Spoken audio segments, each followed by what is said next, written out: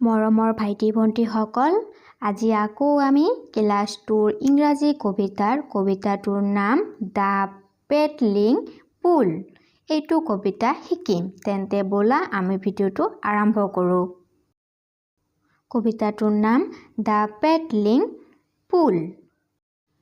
Down by the river, on the way to school, we have to pass by the paddling pool.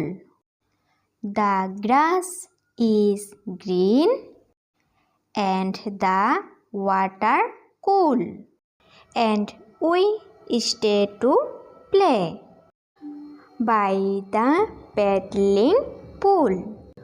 Down by the river, on the way to school. এতিয়া শিকিম গোটেই কবিতাটোৰ অৰ্থ। কবিতাটোৰ নাম the peddling পুল, সাঁতোৰা পুখুৰীত। Down by the river, নদীৰ পাৰৰ তললৈ। On the way to school, বিদ্যালয়লৈ যোৱাৰ পথত। উই হেভ টু পাছ, আমাক পাৰ হ'ব লাগে। বাই দ্য পেডলিং পুল, সাঁতোৰা পুখুৰীৰ কাষেদি। দ্য গ্ৰাছ ইজ গ্ৰীণ, ঘাঁহবোৰ সেউজীয়া। এণ্ড দ্য ৱাটাৰ কুল, আৰু পানী ঠাণ্ডা। And we stay to play, আমি ৰৈ যাওঁ খেলিবলৈ।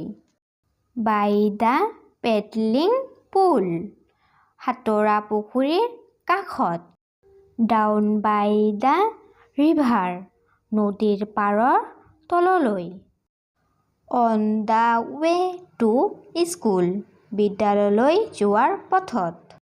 ভিডিঅ'টো ভাল লাগিলে প্লিজ লাইক, কমেণ্ট, শ্বেয়াৰ কৰিবা আৰু দয়া কৰি মোৰ চেনেলটো ছাবস্ক্ৰাইব কৰিবা। Thank U.